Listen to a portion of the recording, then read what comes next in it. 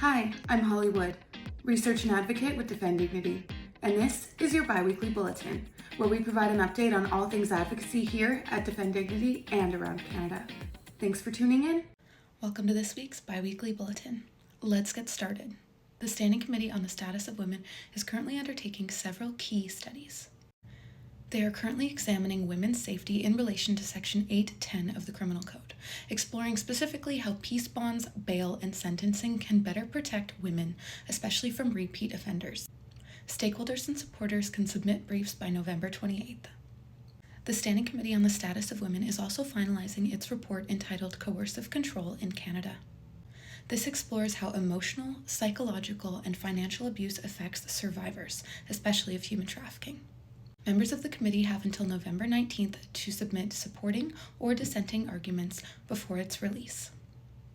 As you may have heard, the Supreme Court of Canada recently struck down the 1-year minimum on possessing or distributing child pornography in Canada.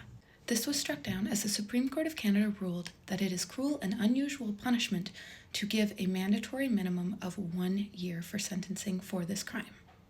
Now, we do want to be clear. This is still a crime. Accessing, obtaining, or distributing child pornography is still very much a crime. You are just not legally obligated to give a 1-year mandatory sentence to those who commit this crime. We have a blog post coming out on this shortly, and we'll be happy to answer any questions that you do have. In response to the Supreme Court of Canada decision, there has been a bill released called Bill S-240. It was released last week. According to our research, Bill S-240 would make sure that the current mandatory jail sentences for people who possess or distribute child sexual abuse material stay in place, even if courts in the future say that those sentences are too harsh. It does this by using something called the notwithstanding clause, which essentially allows the government to say that this law still applies even if it goes against parts of the Charter of Rights and Freedoms. Now on to human trafficking updates. In London, Ontario, 8 men were charged with soliciting sex from a minor after a targeted police operation.